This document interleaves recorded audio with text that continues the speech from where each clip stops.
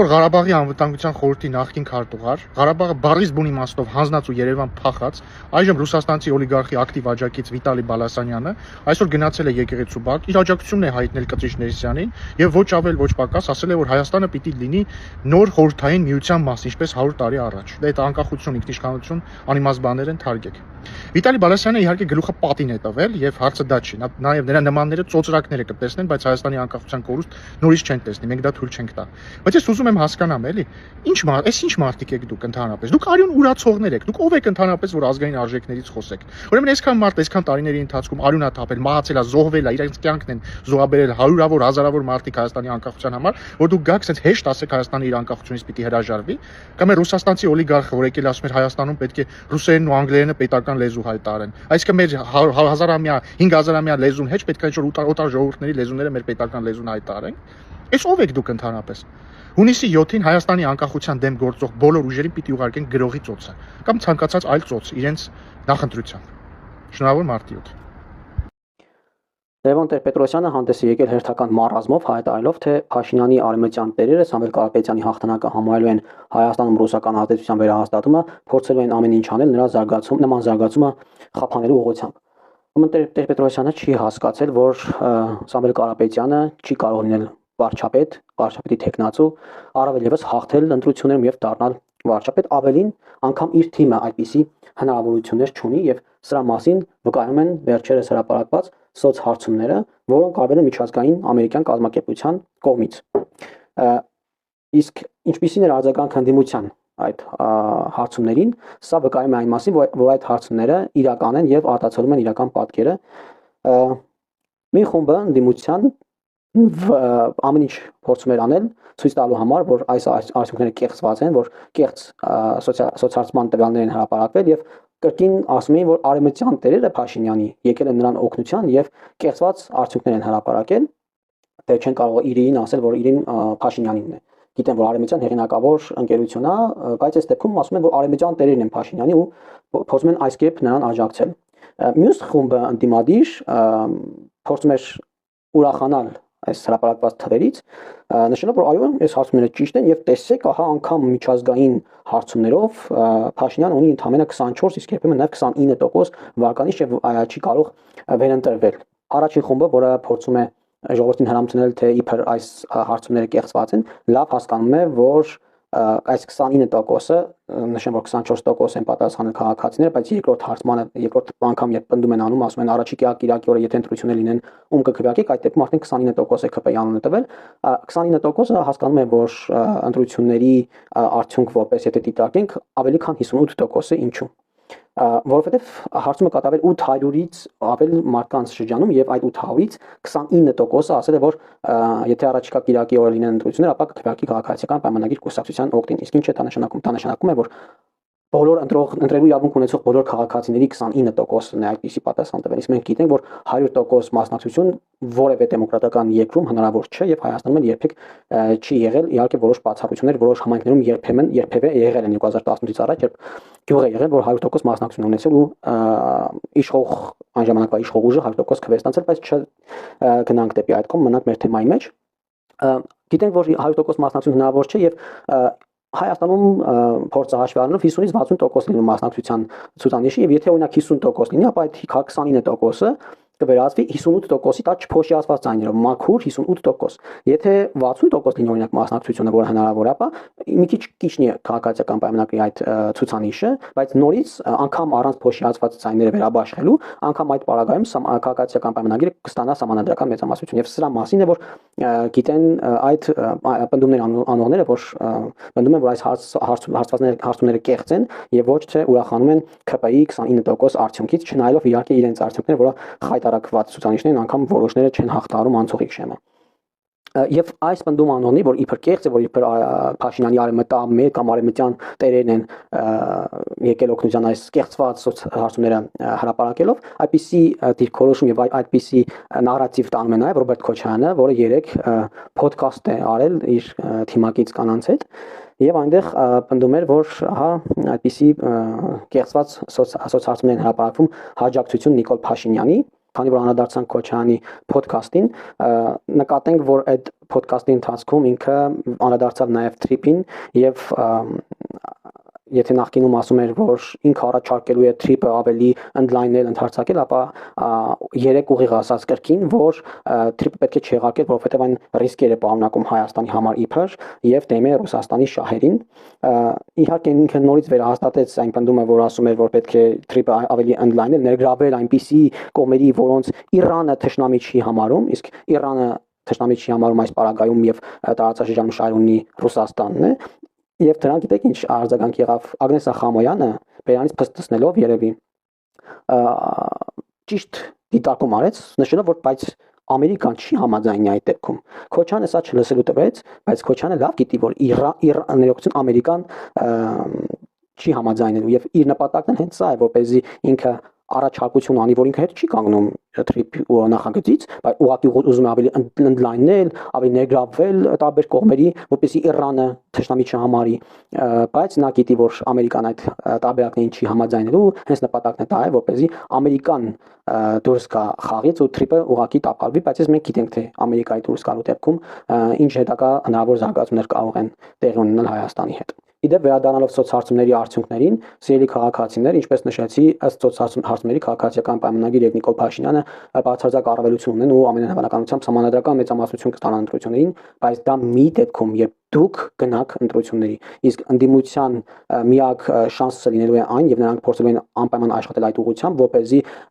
մի կողմից ստեղծեն տպավորություն, որ Փաշինյանը արդեն վերընտրված է, որ Փաշինյանը միևնույնն է ընտրվելու է, որ ընտրությունները ոչինչ չեն փոխել, որպեսզի դուք ուղղակի չգնաք ընտրությունների համարելով, որ ձեր ցայնը այնքան էլ կարևոր չի։ Հունիսի 7-ին բոլորս միասին գնում ենք ընտրատեղամասեր ու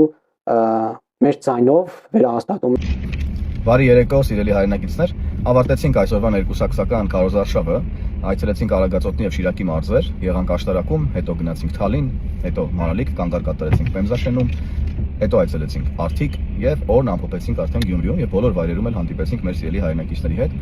Եվ ինձ շատ ուրախացնող մի փաստ կա, որ չնայած տեղեկատվական աղբին, որը կա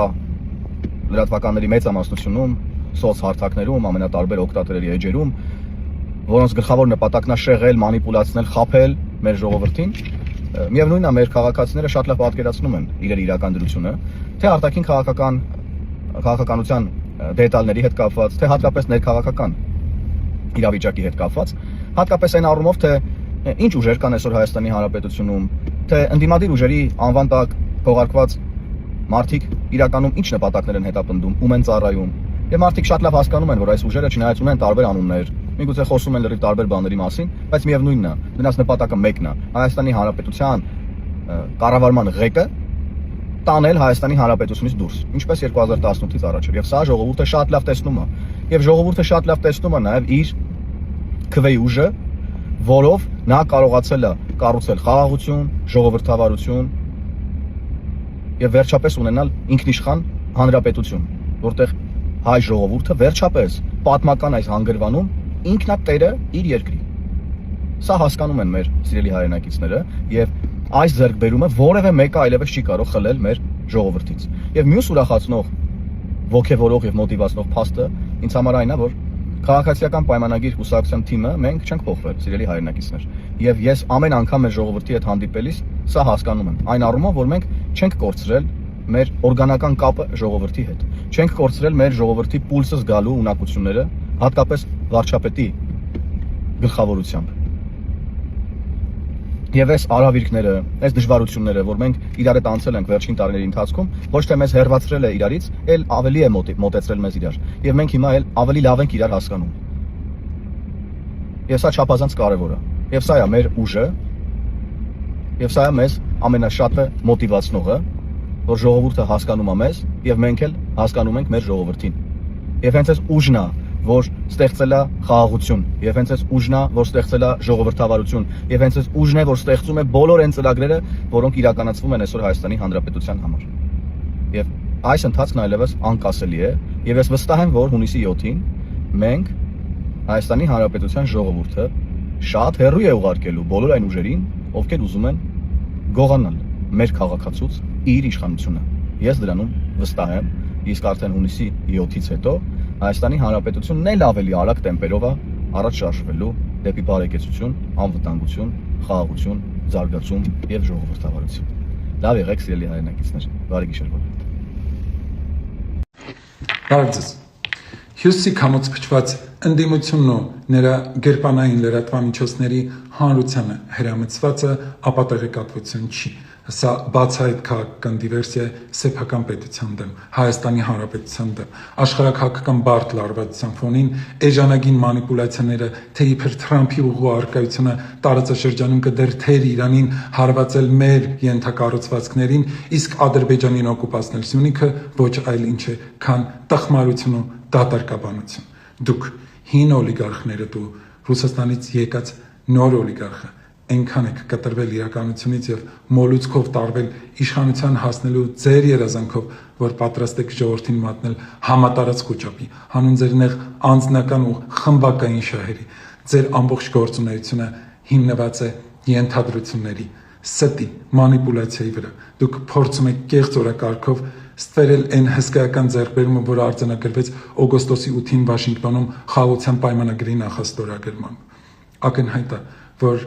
ձեզ հանգիստ չի տալիս այն փաստը, որ միջին միջանցքը դառնալու է Հայաստանի Հանրապետության զարգացման նոր երաշխիքը, եւ դա լինելու է բացառապես մեր ինքնիշխանության ներքո։ Դուք երազում եք պատերազմի ու կորուստների մասին, ու գիտեք ինչի, որովհետեւ միայն այդ աղետների մեջ եք տեսնում ձեր քաղաքական վերակենդանացման հնարավորությունը, բայց իզուր եք չարչարում։ Ձեր կանխատեսումները նույնքան տկար են, որքան ձեր քաղաքական միտքն ու քաղաքական անցյալը։ Ինչքան էլ սպասարկեք օտարի շահերը եւ հայ հասարակությանը կերակրեք ձեր հորինած սարսափազդու սցենարներով, պետությունը հստակ գիտի իր անելիքը, սահմաններին իրավիճակը վերահսկելի է, իսկ ձեր տեղը ընտրություններում քաղաքական աղբանոցն է, որովհետեւ Հայաստանում այլևս ով ժողովրդի անվտանգության հետ կխաղա եւ անվտանգությանը ռիսկի կենթարկի, նրանք այլևս կնետվեն քաղաքական աղբանոց։ Խաղաղության օրակարգը Հայաստանում այլևս այլընտրանք չունի։ Լավ եղեք։ Բարև ձեզ, սիրելի հայրենակիցներ։ Մինչ ընդդիմադիր շրջանակները շարունակում են ստի, կեղծիքի, վախի մթնոլորտ տարածելու իրենց հակապետական գործելավոճը, մենք շարունակում ենք իրականացնել Հայաստանի Հանրապետության եւ Հայաստանի Հանրապետության քաղաքացու շահերից բխող ծրագրերը։ Ուրախությամբ պետք է ասեմ, որ առողջապահության ապահովագրության համակարգն արդեն տալիս է իր դրական պտուղները։ Շուրջ 1.600.000 քաղաքացի կարողանում է օգտվել ընդհանուր մի քանի միլիոն դրամի հասնող վիրահատություններից եւ այլ բժշկական ծառայություններից, ստանալ անվճար դեղորայքներ, եւ արդեն 2 ամսում մեր քաղաքացիներին փոխհատուցվել է 2.5 միլիարդ դրամի կամ 6.2 միլիոն դոլարի դեղորայք։ 7.2% տնտեսական աճի շնորհիվ մեզ հաջողվեց ավելացնել թոշակները միջինում 10.000 դրամով եւ ապրիլի 1-ից մեր թոշակառուները կստանան արդեն ավելացված թոշակը։ Այստեղ կարևոր է հիշեցնել, որ անկանխիկ վճարումների դեպքում թոշակի բարձրացումը կարող է հասնել մինչև 22.000 դրամի։ Մարտ ամսվա սկզբից էլ մեր քաղաքացիներն արդեն կարող են լրացնել իրենց հայտարարագրերը եւ հետ ստանալ կրթական եւ առողջապահական ուղղությամբ կատարված իրենց ծախսերը յուրաքանչյուրն առավելագույնը 100.000 դրամի չափով։